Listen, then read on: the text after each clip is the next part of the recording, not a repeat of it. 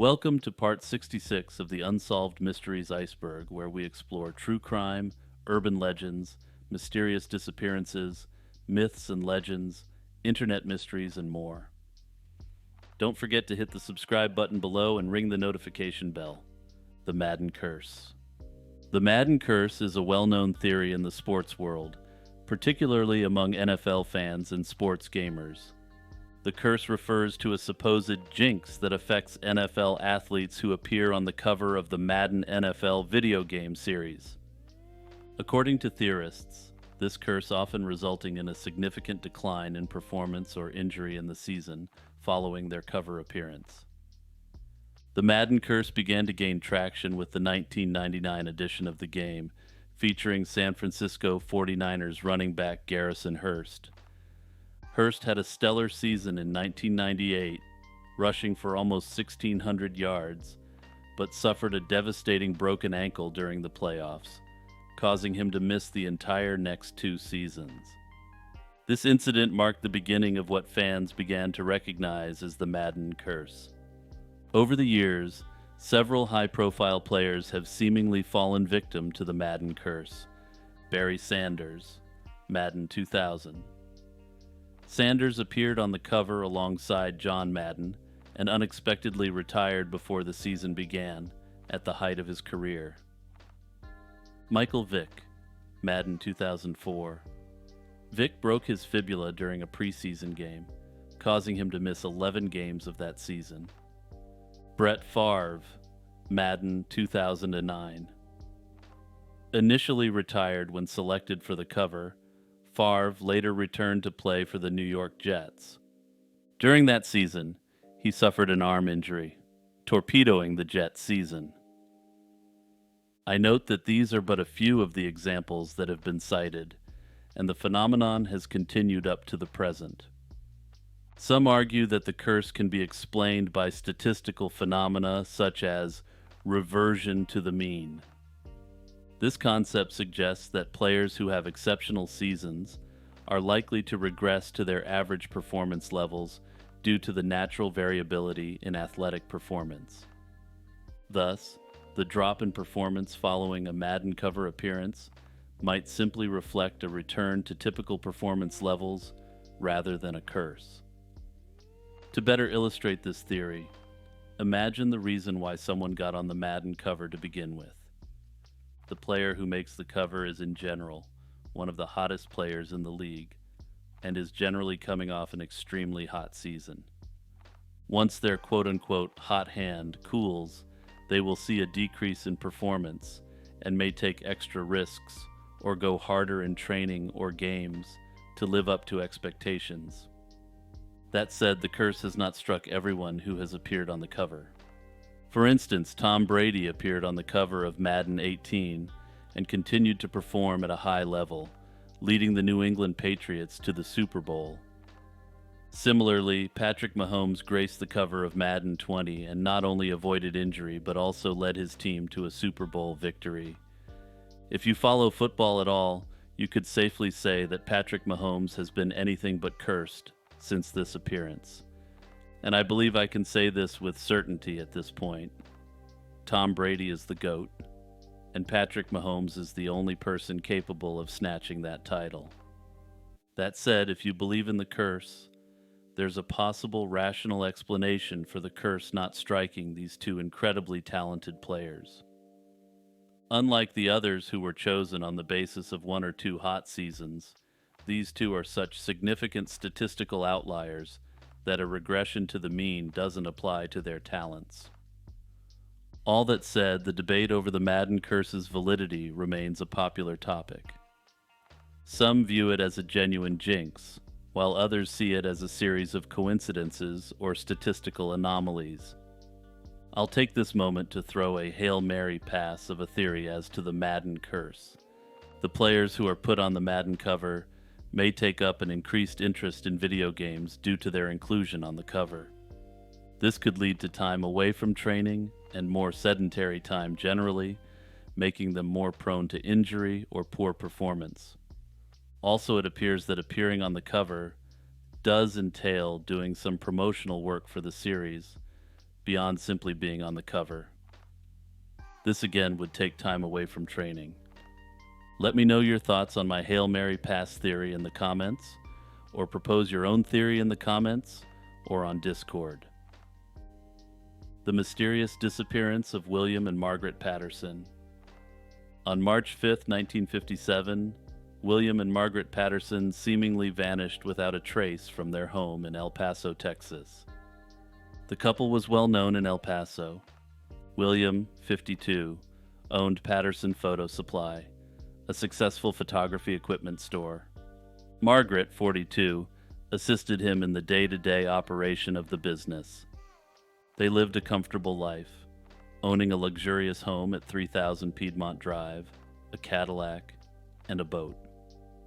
The Pattersons were living their American dream. On the evening of their disappearance, a neighbor, Jerry Cash, visited their home to deliver Girl Scout cookies. She reported that Margaret seemed very upset, and William appeared unhappy with the visit. This was the last confirmed sighting of the couple. The next day, their house was found in a state of complete disarray. Dishes from the previous night's meal were still in the sink, and several items, including expensive clothing left at the cleaners, had been abandoned without any further instructions. One of the peculiar aspects of the case was the discovery of their Cadillac being driven by Doyle Kirkland, an employee of Patterson's store. Kirkland claimed that William had asked him to take the car for maintenance as they were going on a vacation.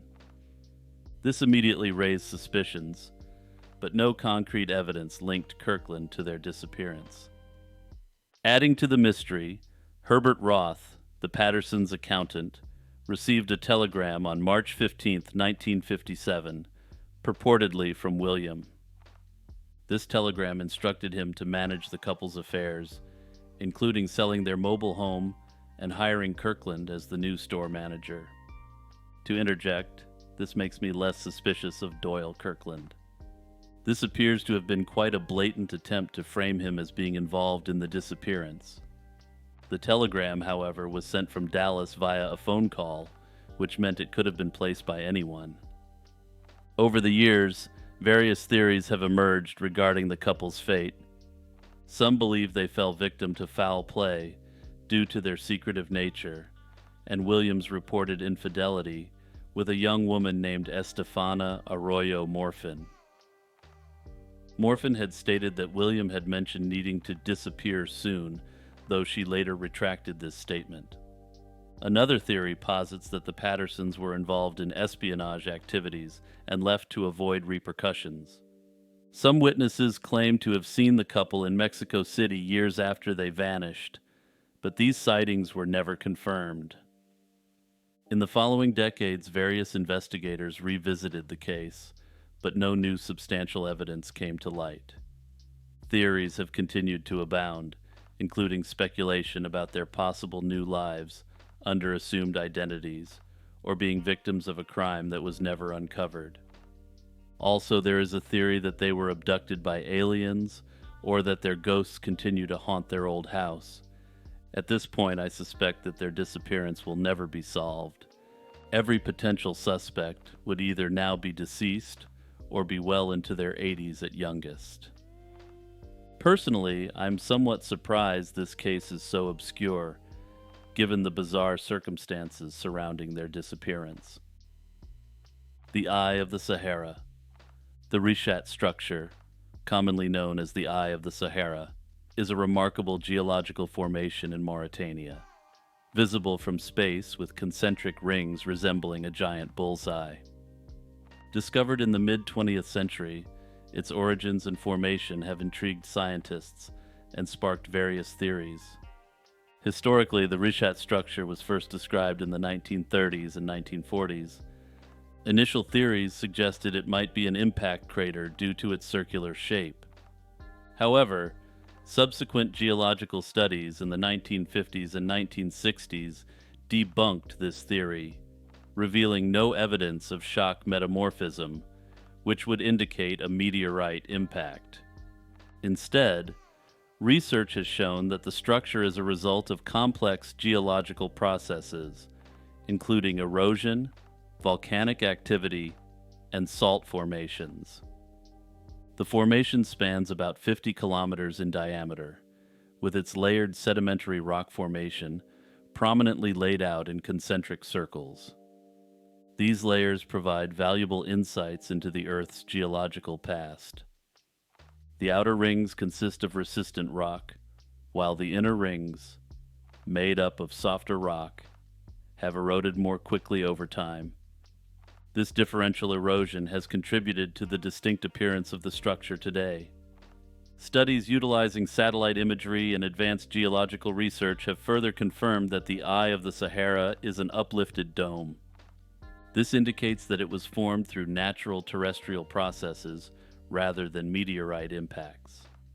Scientifically, the eye of the Sahara is significant not only because of its unique appearance, but also due to its composition.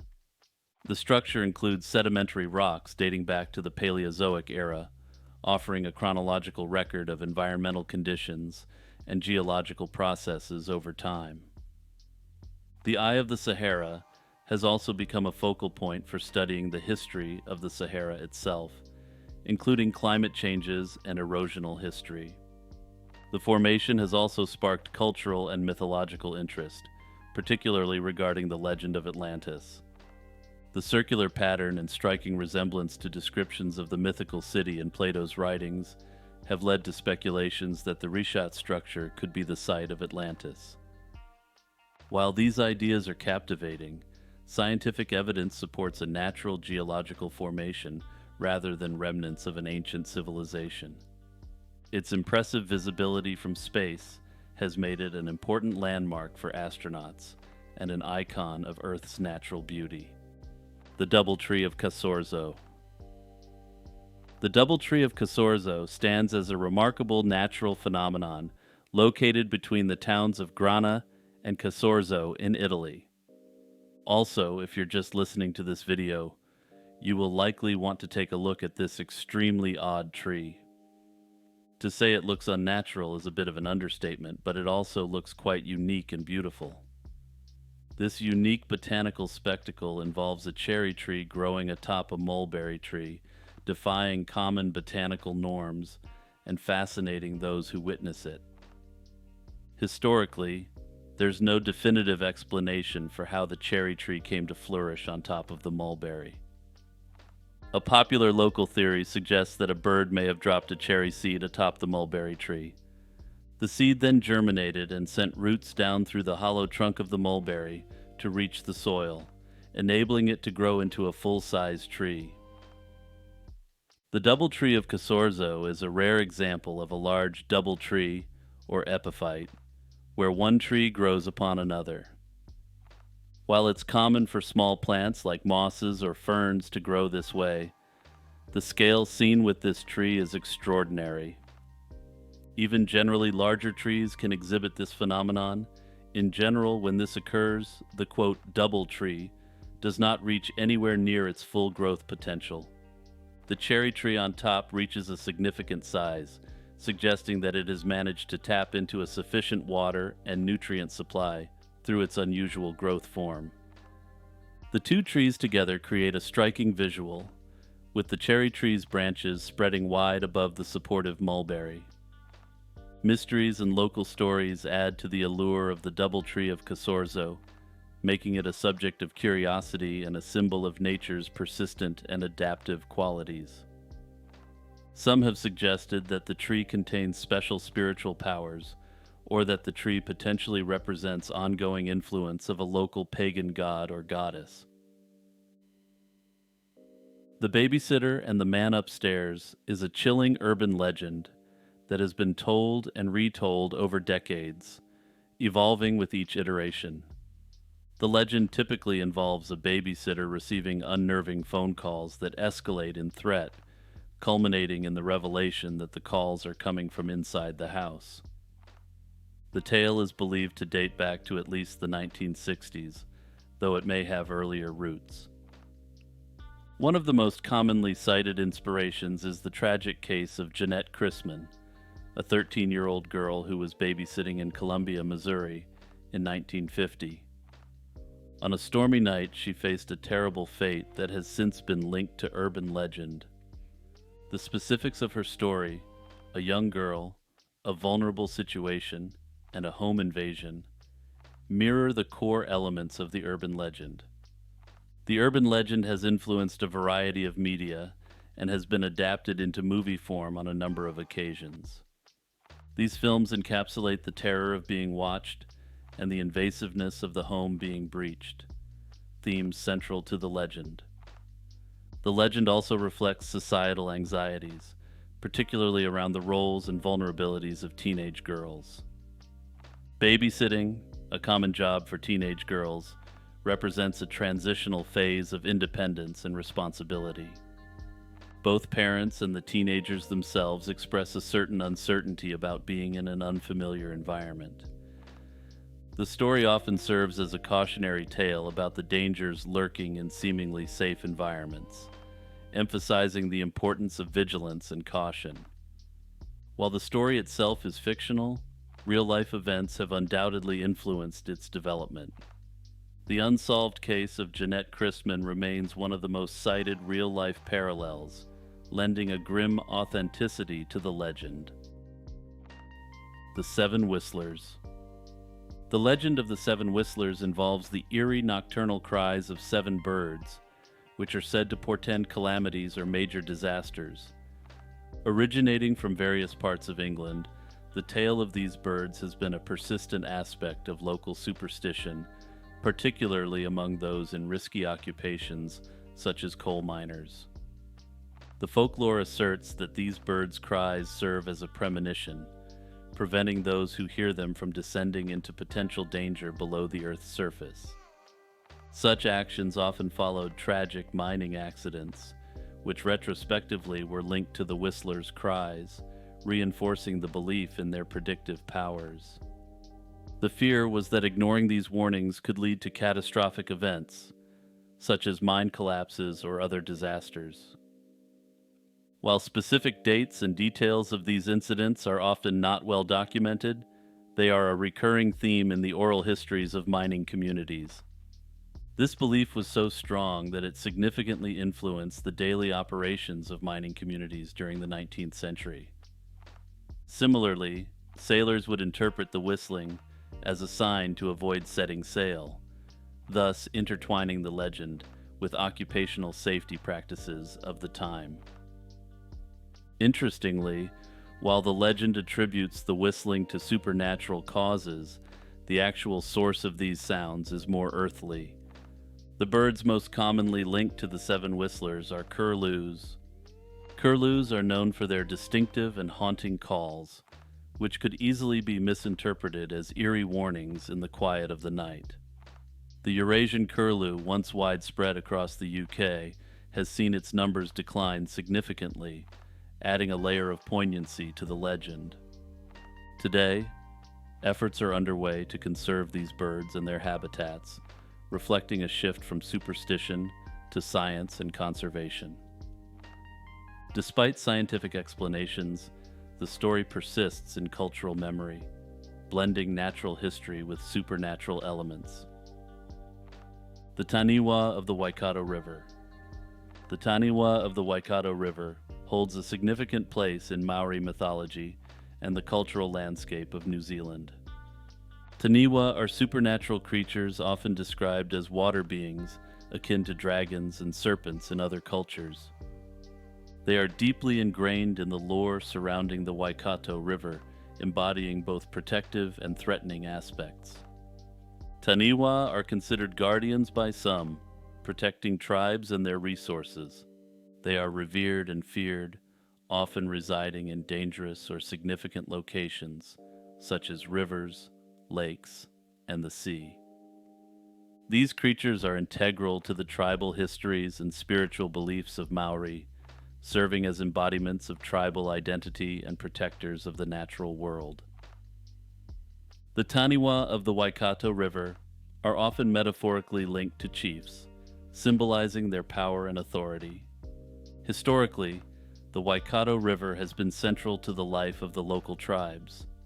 It has provided food, transport, and spiritual sustenance.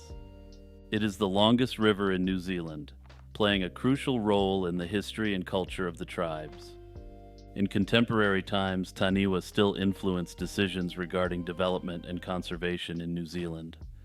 For instance, in 2002, plans to realign a highway in Waikato were altered to avoid disturbing the lair of a Tanwa. This reflects ongoing respect and consideration for these beings in Maori and wider New Zealand society. Numerous stories highlight the dual nature of Tanwa, such as that of a Tanwa who began life as a shark and became a fierce protector and then a menace. Legends like these are intertwined with the physical and spiritual landscapes of the regions where Tanwa are said to dwell. The Gimpy Pyramid is a controversial and mysterious structure located in Queensland, Australia. Despite its name, the Gimpy Pyramid is not a true pyramid, but rather a series of terraced formations on a hillside near the town of Gimpy. Its origins and purpose remain a subject of debate and speculation. The structure is traditionally referred to as a pyramid due to its stepped appearance. Some local legends and theories propose that it was constructed by ancient civilizations, such as the Egyptians or South Americans, suggesting a historical connection to the wider world. This idea was popularized by Rex Gilroy, Australian researcher and writer, well known in the realm of cryptozoology and alternative archaeology. In the 1970s, he asserted that the site might have been a part of a network of such structures globally, influenced by Egyptian or even otherworldly visitors. Skeptics and mainstream archaeologists, however, often dismiss these claims. Investigations and studies, including those by local historians and archaeologists, suggest that the terraces could be the remnants of more mundane agricultural practices by early Europeans. The most common theory is that Italian immigrants used the terraces for growing grapevines for winemaking, a much more mundane belief. The unusual stone arrangements and artifacts found in the area, which some believe hint at an ancient civilization, are often attributed to more recent activity. Adding to the mystery are various artifacts discovered in the vicinity of the pyramid, including unusual statues and carvings, which some argue depict non-Aboriginal themes. Notable among these finds is a so-called Lakshmi statue, claimed by some to be an ancient artifact, though others argue it's a more recent creation.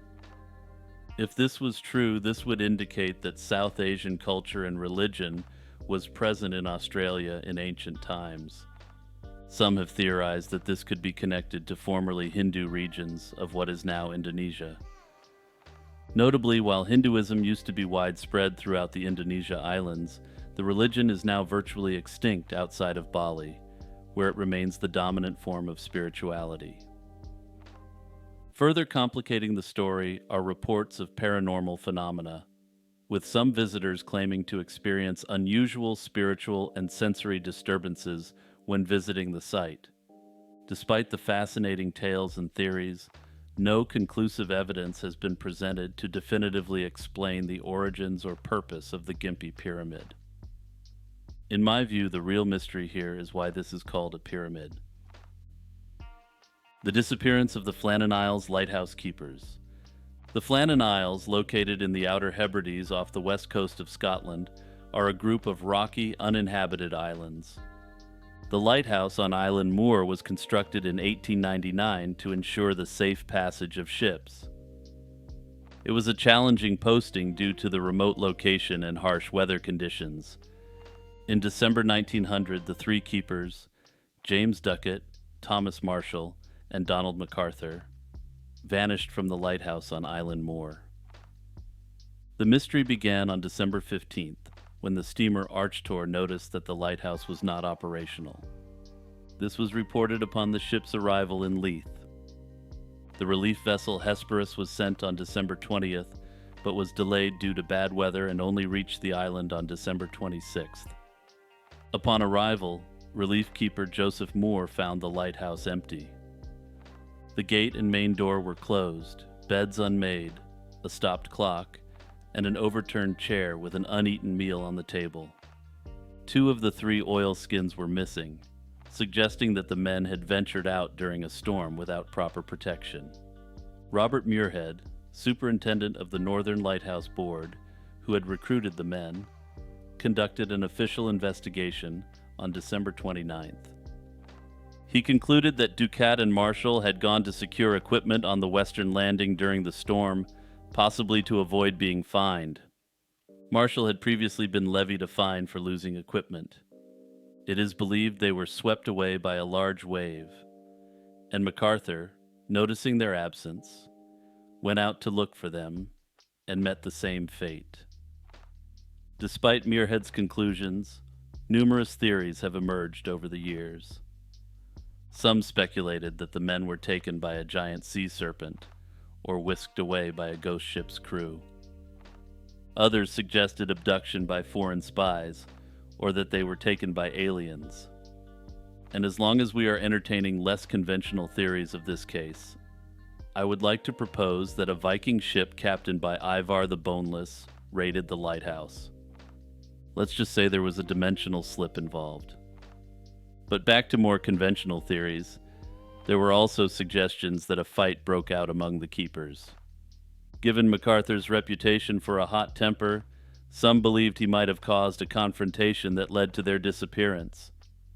However, there is no evidence to support this theory. Another theory posits that the keepers staged their disappearance to escape debts or to start new lives elsewhere, but again, no evidence supports this idea. Despite extensive searches and investigations, no trace of the keepers was ever found. The lighthouse continued to operate with other keepers, but the mystery of the Flannan Isles has never been resolved. The disappearance of Mary Shotwell Little. Mary Shotwell Little, a 25-year-old secretary at Citizens and Southern National Bank, vanished on the night of October 14, 1965. She disappeared after dining and shopping with a co-worker at Lenox Square in Atlanta. Mary's evening began fairly typically, with nothing being out of the ordinary.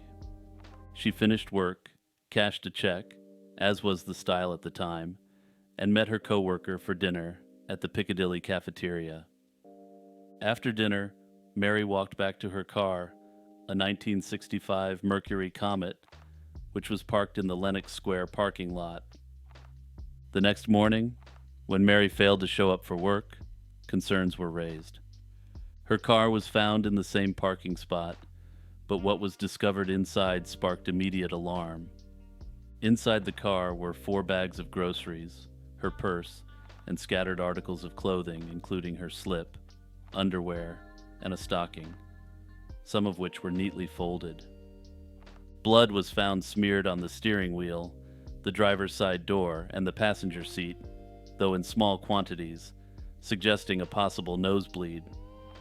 The presence of blood, coupled with an unknown fingerprint on the steering wheel, led some investigators to theorize that the scene might have been staged. Further perplexing were the subsequent sightings and clues. On October 15th, the day after her disappearance, Mary's gasoline card was used twice in North Carolina, first in Charlotte and later in Raleigh. Witnesses at both locations recalled seeing a woman matching Mary's description, seemingly injured and in the company of an unshaven man who appeared to be controlling her. Also, I have to question why these individuals didn't alert the police if they saw an injured woman in distress and apparently under the control of another individual. The signatures on the credit slips appeared to match Mary's handwriting, but the circumstances of these sightings remain unclear. Adding to the mystery, a ransom demand was made shortly after news of the credit card use surfaced. The caller instructed Mary's husband, Roy, to go to a specific location in North Carolina for further instructions. This led only to a blank piece of paper, and the caller was never heard from again. Investigators apparently suspected this might have been a hoax. However, this was never publicly confirmed nor denied. Speculation about Mary's disappearance was rife. Some theories suggested a link to a scandal at her workplace involving an affair or affairs, but no solid connection was ever made. Others pointed to unsettling phone calls Mary had received at work prior to her disappearance, and flowers from a secret admirer that were traced but led nowhere. Intriguingly, a possible connection emerged with the case of Diane Shields, another CNS Bank employee who was found dead in 1967 under mysterious circumstances. Both women had worked at the same bank and received flowers from anonymous senders shortly before their respective incidents. Despite extensive searches, which included hundreds of volunteers and aerial surveillance, no definitive trace of Mary Shotwell Little was ever found. The case remains open, with new leads occasionally emerging in the decades that followed. If you have any information about this case, please contact the Atlanta Police Department. Lyon is a mysterious figure whose sightings have intrigued and frightened residents of western Switzerland, particularly near the village of Mols. The name Lyon is not directly translatable in a meaningful way, as it appears to be a unique identifier or name given to this figure without a clear literal meaning in French. First reported around 2003, this individual is typically seen wearing a vintage gas mask and a long dark cloak. Lyon has been observed for over a decade, with sightings peaking in the early 2010s. The figure was first documented in local folklore, but gained wider attention when photographs and videos began surfacing online. An amateur photographer captured the first known image of Lyon in September 2013, which was later published by the Swiss news outlet Le Matin. Also, if you're interested in seeing what this figure looks like, I've included this picture on the screen. Witnesses consistently describe Lyon as a tall figure, over 6 feet in height, clad in heavy-duty boots and an antique gas mask that conceals their face entirely. Despite the eerie outfit, Lyon has never been reported to engage in violent or aggressive behavior. The true identity and motives of Lyon remain a mystery. Some believe Lyon is a hermit living a reclusive life in the woods, avoiding human contact and modern society. This theory suggests the figure might be a survivalist, or someone who has chosen to live off the grid. Another popular theory is that Lyon might be suffering from a mental illness, which compels them to dress in such an unusual manner. Authorities have expressed interest in finding Lyon, partly out of concern for their well-being, and to address the fear they instill in the community. Some speculate that Lyon could be hiding a physical disfigurement or skin condition. The gas mask and cloak could serve as a means to conceal their appearance and avoid unwanted attention. Given the figure's ghostly demeanor and the lack of clear, logical explanations, some locals and enthusiasts believe Lyon might be a supernatural entity. One local resident described an encounter where Lyon emerged silently from the woods, only to stare briefly and then walk away without a word. Another incident involved a family who stumbled upon the figure, causing the children to flee in terror. In another story, Lyon was seen clutching a bouquet of flowers, adding a bizarrely gentle twist to the otherwise frightening encounters. I note that this figure reminds me vaguely of the Mad Gasser of Mattoon, but without the gassing. Scarlet, the brave mother cat, is renowned for her extraordinary act of bravery on March 30th, 1996.